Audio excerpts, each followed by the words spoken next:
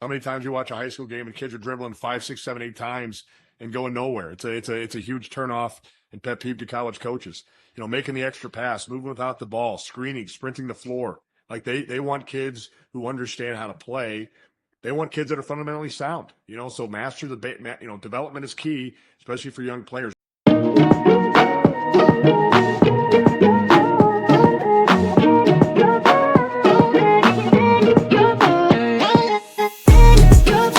Know your GPA.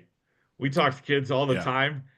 I think it's know what it is. What is it? Hopefully, it starts with a three. yeah, Hopefully. If it starts with a one, we got problems. Okay. yeah, Because grades don't, your GPA doesn't necessarily reflect the person you are, but it can reflect your work ethic. So yeah, as a coach, you see 1 point something like, is this kid really working that hard in the classroom? Are they going to be committed? Can I count on them in practice and things like that? So know your GPA yeah, and and have that available for them for that coach. You know, Huddle is great. That's what most kids are using. That's great. You get your Huddle up on your social media, but being proactive means sending it to coaches, yes, not just posting it on your X page, your Instagram, your TikTok, but sending it to coaches with that information that you said, Shafe, with the number, what school you're at, your GPA, contact information, sending that to coaches, even on social media. um, you know, I know you and I both still think we're 29 years old, but we're not. That the younger generation of coaches have grown up with social media, and so yeah, that's what they know to find coaches. Coaches that are kind of in the middle of their career in their 40s, they are kind of in that in between where some of them embrace social media and some avoid it like the plague. And then you've got your old timers who are old school who they still pick up the phone, like they don't even yeah, email, those call people, they don't even text. yeah, So you've got to, and part of your research is finding out with those schools what way do they communicate, yeah, what way, and who does the recruiting on the staff, and how do they best communicate. yeah. So being proactive is getting that stuff out there. And again, you're going to get more no's and crickets than you do get yeses, but casting a wide net is really valuable in this process Yeah. to finding the right fit. Yeah, and you hit it the nail on the head. Contacting coaches is that next piece. You got to get your information out there. Like I said, if you just sit back and wait, you're going to be waiting, right? And to that point, contacting coaches, following up with them is just as important. If they start responding back or showing some interest, you got to respond in a timely fashion because if you don't, and I always say 24 to 48 hours or less, because if you don't, they're going to think you're not interested and they're just going to move on to the next kid. But making sure you're following up in a timely manner and sharing updates about your progress, I think is really important. And also, if there's some schools that are interested in you and you've got a high interest in them, go on their website, check out their game schedule and shoot the coach a text or an email. Hey, coach, congrats on the big win on Friday. Good luck on Wednesday versus, so and so. I mean, that stuff, coaches love it. And I say this all the time, coaches want players who want to be at their school. They Mm-hmm. want guys who want to be there. So if you show, sincere interest in wanting to be a part of their program, they're going to be more interested in having you. So I think, the follow up is really, really important. And just that consistency in communication, kind of like you talked about, is really, really important. So, Mm-hmm. um, kind of next thing I want to talk about, coach, is, because we talked about, assessing and getting prepared and then being proactive. I think the next thing that's important is exposure, right? And we're going to have an Yeah. entire episode on exposure and camps and club and all those different things, but I think exposure is key. It's crucial in the process, and it's important that you play for the right teams, right? And I always this is very elementary and it's common sense, but if you're a high school basketball player and you're not on your high school basketball team, probably going to be really difficult to get recruited at the college level if you can't make Mm-hmm. your high school basketball team. I Mm-hmm. think that's common sense, but some kids maybe don't think that's the case, right? I think, picking the right club team is very, very important. And I always say, hey, go to a team that you're going to play a lot, that you're going to play in the right events. And if you can get any sort of development, that's kind of the icing on the cake, right? So, Mm-hmm. and then camps and showcases can be valuable, but you got to be careful. Mm-hmm. Yeah. And you already said you got to play for your high school team, and I have a lot of middle school kids that reach out to me, and they're always, I'm going to do this. That's great. Your job is to make your high school freshman team. Yeah. Okay. Make your high school freshman team, and then make your junior varsity or sophomore team, whatever's next, and then make your varsity team. Okay. There are kids that need to develop. Okay. And realize that's part of your process, that you have to mature and get better over time. Yes, it's great. If you're a freshman, you can make your varsity fantastic. Okay. But if you're at a big school, okay, depending on your state, a 2,000 student school, the number of freshmen that make their varsity team on a good program is very, very few. So making your high school team is critical Yeah. and getting better. And as you said, playing for the right club teams, doing your homework, and like you already said, we'll do a whole episode on this of playing for a program that is going to do right by you, because they need you with your dollars to pay for the coaches, stipend or whatever it is with that. So doing your homework, and like I said, we'll do a deeper dive into that coming up. Um, and I'm going to go back to, you got to do your work in the classroom. You've got to Hmm. be eligible. You got to make sure you're taking the right classes. Talking with your guidance counselor, making sure you've got everything covered to play at the certain levels. Because at certain levels, you have to meet certain academic requirements, and if you don't, that Division One is off the table because you don't have enough English credits or enough math credits. Like it doesn't matter how great you are, you're not eligible. So Yeah. that's part of being the proactive piece of looking ahead of what steps do I need to take in order to make these things possible for me. Yeah.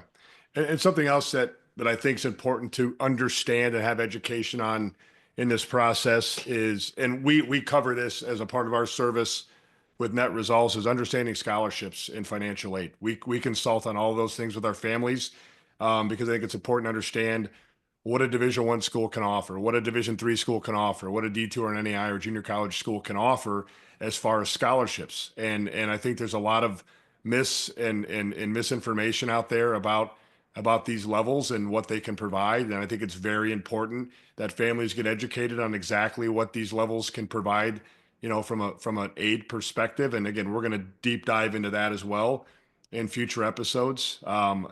You brought this up too. Leveraging social media is huge. Creating a handle that's easily, searchable. I can't tell you how many kids I'm working with and I'm trying to find them on social media. I can't find them because they don't have their name or anything in their handle.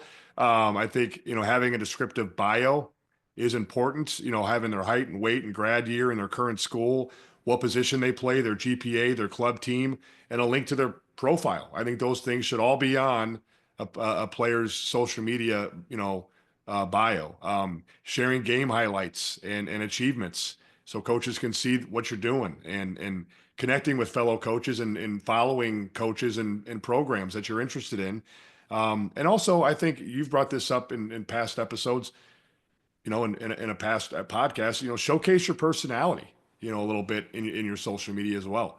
Because I think social media, and you made a great point, it could be a huge factor in growing your recruitment with coaches. So I think that's Mhm. another big piece that we're going to cover in future episodes as well. So I'm Stop putting excited. that you're Yeah. stop putting that you're a professional athlete on your X and Yes. Instagram. You're not a professional athlete. Stop putting that. That's Yeah. free. That's free advice. It Yeah. was showing your personality. If you're involved in student council or different clubs or organizations, or one of our favorite nights when I coached in high school is we had a Special Olympics night.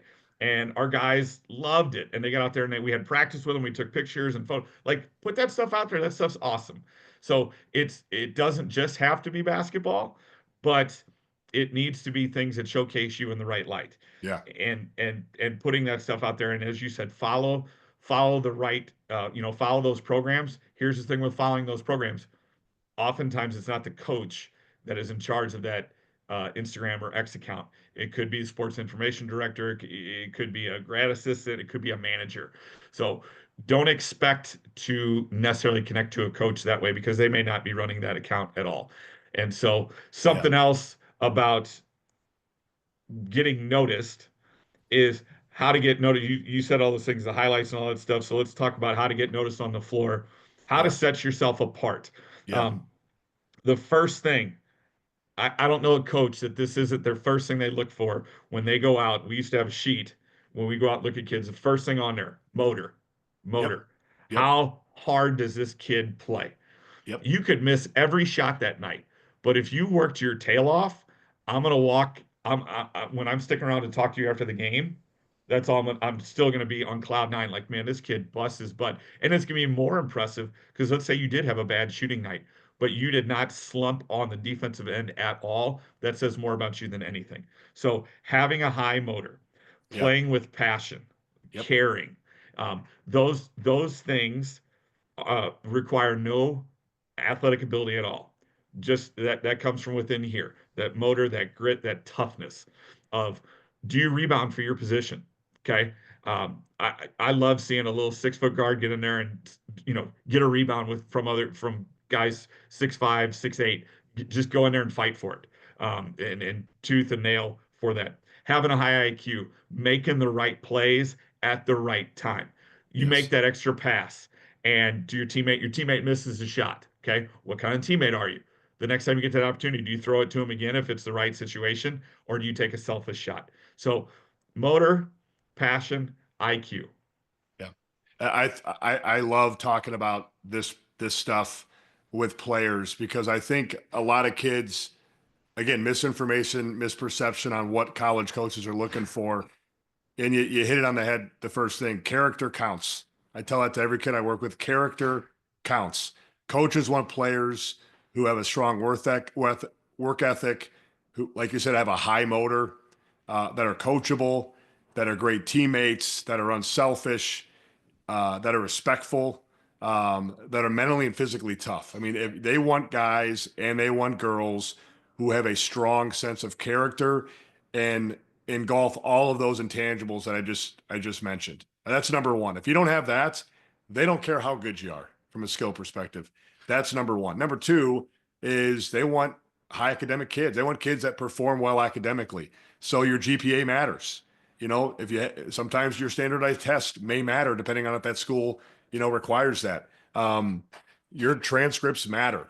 So I tell kids all the time, how well you do in the classroom will dictate how many opportunities you're going to have at the next level and how much scholarship money that you're going to be able to potentially, uh, get at the next level.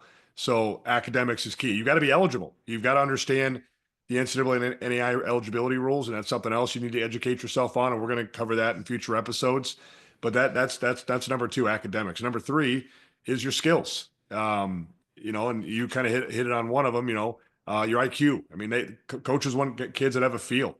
They understand spacing, cutting with purpose, ball toughness, decision making, shot selection, dribbling with purpose. How many times you watch a high school game and kids are dribbling 5, 6, 7, 8 times and going nowhere? It's a huge turnoff and pet peeve to college coaches. Making the extra pass, moving without the ball, screening, sprinting the floor. Like they want kids who understand how to play. They want kids that are fundamentally sound. So master development is key, especially for young players. Master the basics: footwork, passing, ball handling, shooting form, finishing, rebounding, defense, right? And then finally, body and athleticism matters depending on what level you're going to play at. We have a lot of kids that are super fundamentally sound and really skilled that have a great IQ, but they lack body and athleticism. So because of that, they're probably going to fall to a lower level because they just don't have the physical attributes needed to maybe play at the highest level. So, but that's kind of the next thing. I mean, but I think that's in the order of what coaches are looking for: character, academics, and then skill set. And I think kids need to also understand too, in some respects, location matters, right? There's not a lot. Some coaches can't stretch out and recruit on a national level, right? So they've got to recruit their backyard and find players that are going to stay there, right? If they're not playing or those types of things. Also, I think it's important as far as location. Like if you're a 6 foot guard and you're really good, you better make a strong case. And let's say you live in St. Louis, you better make, excuse me, a strong case for a coach in California to go all the way out to St. Louis and recruit you when they can probably find 12 of you in their backyard, right? So Hmm. I think that's something else kids have to understand is location could play a factor in your recruitment. It doesn't always, but it can. So those Hmm. are things to keep in mind as far as what are coaches looking for. Right. Positive and negative. Yeah. We're talking about recruitment. Like you could be out where you're at, Shafe, in Phoenix, where there aren't as many schools. Yeah. And so that if you're that 6 foot guard, you might have better chances. But if you're a 6 foot guard in Chicago, like there's a million schools up there, it's a lot harder to stand out. Yeah. So Yeah. um Well, that's good stuff. Yeah. Well, I mean, I think, Coach, I think we kind of hit on a lot of topics here, just assessing levels, understanding the process, being proactive. I think that's a big one. mhm, You know, understanding scholarship types, leveraging social media, all these things are really important. Exposure is key. All those things we're going to touch on heavily in future episodes, and hopefully we gave some nuggets tonight that are going to help our audience. And the last one I want to kind of touch on before we wrap up, Matt, is don't be afraid to seek guidance. I mean, again, this is a overwhelming, emotional, um, long process, and it doesn't hurt to reach out and ask for help. And so I think, um, you know, leaning on people that have knowledge of this process is important, and that could be your high school or your club coach. Um, I mean, again, we're Net Results Recruiting is a recruiting service, and I think there's value in finding a knowledgeable, reputable recruiting service or consultant that can help get your information in front of college coaches, but more importantly, guide you every step of the way, so you feel like you have somebody in your corner that's knowledgeable and that can guide you appropriately to find the right fit and take a little bit of pressure off mom and dad and let them be mom and dad and enjoy the process. So I think finding guidance in today's recruiting landscape is really important. And again, we're getting players that are signing up with Net Results Recruiting on a weekly, daily basis, and there's a lot of kids out there that need help. And I always tell families this. I mean, it's like taking a really nice Mercedes and that being the recruiting process and giving the keys to your 14-year-old son or daughter. They can't drive yet. So, they need help. So that's where I think, something like, Net Results Recruiting can come in handy and to help these families. So, guidance is important. But again, I go back and I finish with this, Matt. It's so important. Best piece of advice I can give families: stay positive, stay persistent, be proactive, stay patient, because this is a marathon, not a sprint. Be adaptable and be open-minded.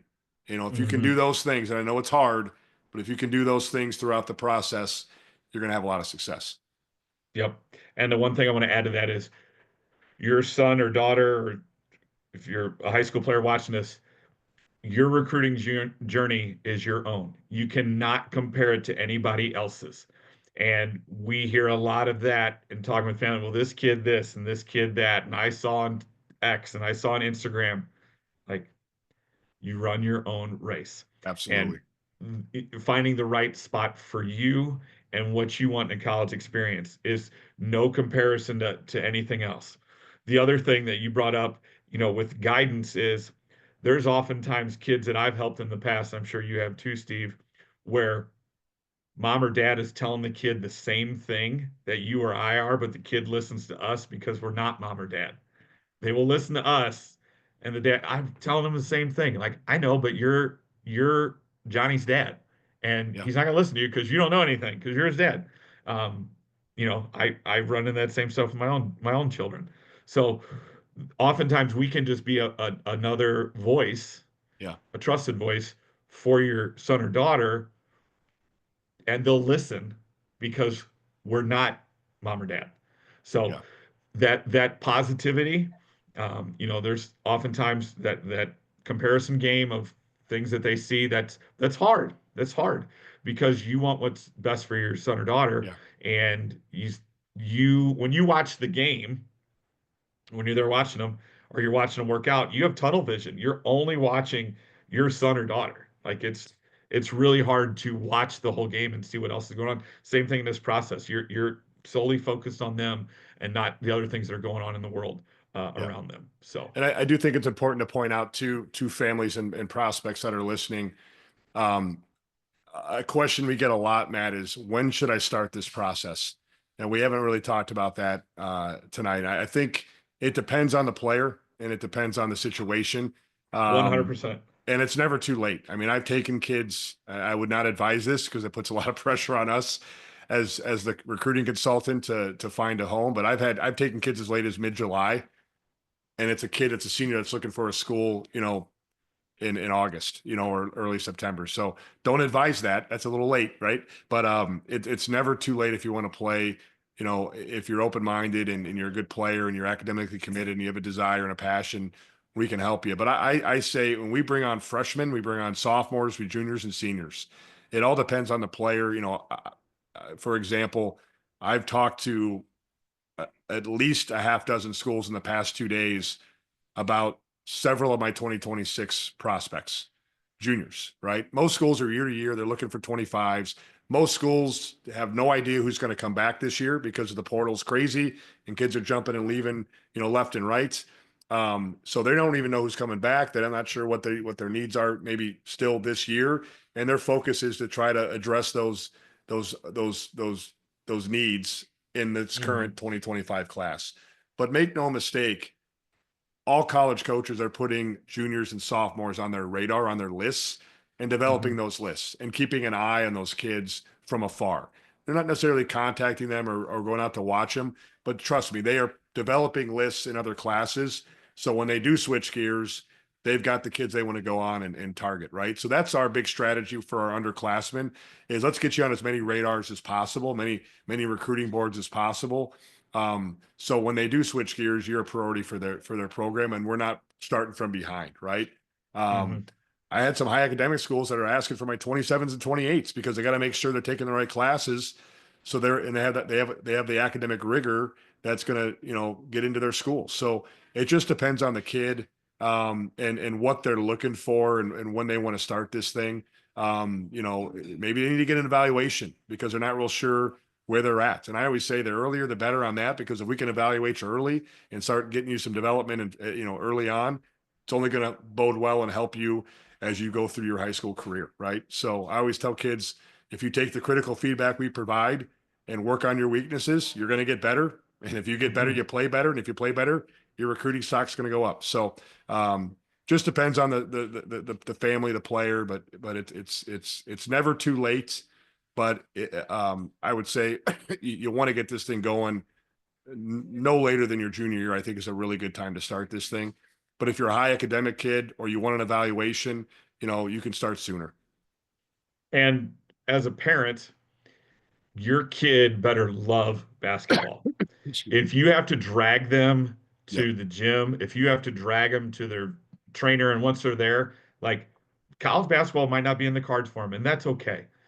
We only work with kids that are serious about this, and they gotta love basketball. So if you're a parent and you're thinking, is this somewhere, you need to figure out with your son or daughter, is this really what they want?